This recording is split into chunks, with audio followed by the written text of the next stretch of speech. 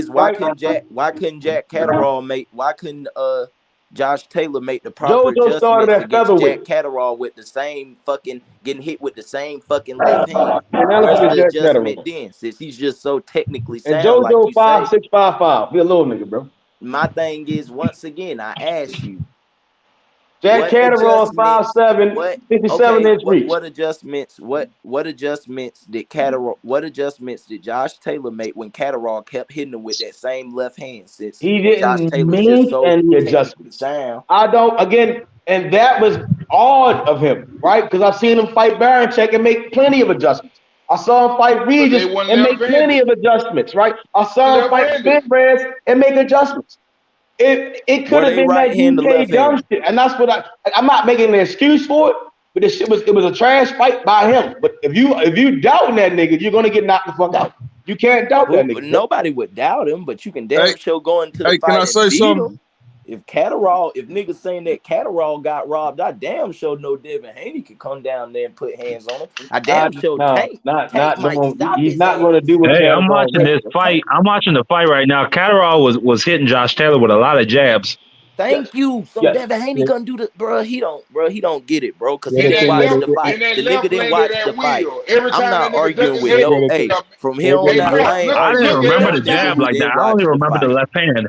If you didn't watch the whole fight, don't every even time he talk throw to me. that left, it land, and that motherfucker. Thank you. This nigga ain't even watching the fight, but he's sitting there talking about it. Again, right? So that's cool, right? When we talking about the naturally 140 guy, at times they had to plan his seat to whether to storm. So you're telling so Mario is Catterall better than Haney? Is Catterall better than Haney? Y'all niggas crazy. Bro. Is Catterall better than Haney? Because you just hold on, Uncle D. How does Barrios compare to Taylor? Uncle D. Let me ask that.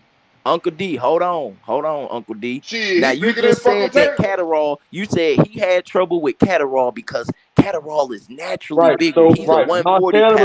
So you're telling me that. So now you're telling me. Hold on. So now you're telling me I was that right. still. Y'all lying to me, bro. Let You're me lying to me. finish. Second round, y'all niggas is lying, bro. Stop lying, bro. Let me finish. That Catterall was standing right the fuck in front of Josh Taylor.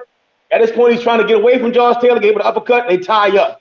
Bro, he's standing right there, feet planted in front of Josh Taylor. Damn near the entire fight, bro. Bro, quit deflecting and listen. Y'all said acting that, like Josh, like the Catterall was doing. Like, no. You're not listening. That's he nothing I'm Josh saying. Taylor, bro. He That's was fighting not what I'm nigga, saying. Quit deflecting. That nigga went and and just found the answer the highlight and started question. talking crazy. Niggas big and stocky as shit. He was standing in front of Josh You Taylor. still over talking me, but you ain't answering what the Because fuck you y'all just said. capping. Y'all saying shit with no context. You just said that Catterall had. Let me go You back just for y'all said one more time. Catterall had Let an me explain. advantage So against let me Josh explain what Taylor he's because saying. he's naturally You did tell me you was the older. You did Catterall tell me still you was standing the to get older. hit. That's it. I'm watching the fight right now. It looked like Jack Catterall is moving. He keeps stepping back and popping his ass and grabbing him and he get inside. Uncle D, he didn't watch the fight. Why you That's still what I'm telling arguing you. He with him? found a fucking highlight. This man just said that Catterall fucking gave Josh Taylor Look, problems he's because giving up he's the challenge naturally to Josh Taylor. 140. Hey, Matt, Because did he he's tell me you was the naturally owner of Cap 140, City but Devin Records? Haney, so now naturally being 140 is over fucking skills to pay the bills. Come on, bro. Quit the dumb shit. You just saying watch it a little bit, you're man, saying and then Catterall maybe to give Josh Taylor. Catterall gave Josh Taylor a better fucking fight because he's naturally 140 and he's bigger. Man, we They the ain't gonna fucking count. him and Devin We Haney ain't gonna the same count this fucking against you, man. We're gonna count this as a scrimmage. We ain't gonna count this against you. Just watch the fight, though. Hey, I can't lie. Catterall was on his ass. He just hit Josh Taylor with a 3-punch combination. Well, the thing about Josh Taylor, if you look at throughout his career, the man is hittable. Man, I It's used to not think Josh Taylor was the shit until I saw that nigga get wore He out. was hittable. If you look at every fight he done had, it didn't look like he had a walk in the park after the fight. He is hittable. I'm not debating that he can't be hit, right? Getting beat. What they're debating. He's frustrated. Look at What the they're fight. What they're debating is a guy such as again, Devin and Josh Taylor would never fucking happen, right? Never will happen. So again, why wouldn't that happen? Because they share a trainer, right? So again, the fight would never happen, right? But when I analyze both fighters, Devin wasn't fucking with Ben Davison. Side note. Go ahead and continue though. My fault. As opposed, they've already came out and said the fight. They've already said the fight would never happen. As opposed to Devin Haney, I know one thing: Catterall would have beat Kambosos. He'd have beat Kambosos. Yes. I know that. No, but Kambosos. What I'm saying is that every fighter has certain strengths. I think everybody would have beat Kambosos. What I say with Catterall is that he was willing to stand in front of Josh Taylor at all times, similar to Jose Ramirez and Prograde, and weather certain shit. But at the same time, when Josh came in, he got up under this motherfucker and did certain shit. They have ties a nigga up. But again, it only lasts for so long. We seen Catterall, Josh Taylor starts to take a toll on a nigga for the time. Right? But even still, Catterall at this time took a lot of risks just by standing in front of this motherfucker, bro. And I know he was moving. Like where are you fighting? Ain't nobody finna stand in front of that dude. That's why he ain't gonna go win. watch the fight, bro. Because you keep saying you act like this nigga. You act like they went for a war for 12 rounds. Using no angles. He's not on that back foot. He was using footwork. He got on his bike a little bit. Go watch the fight, bro.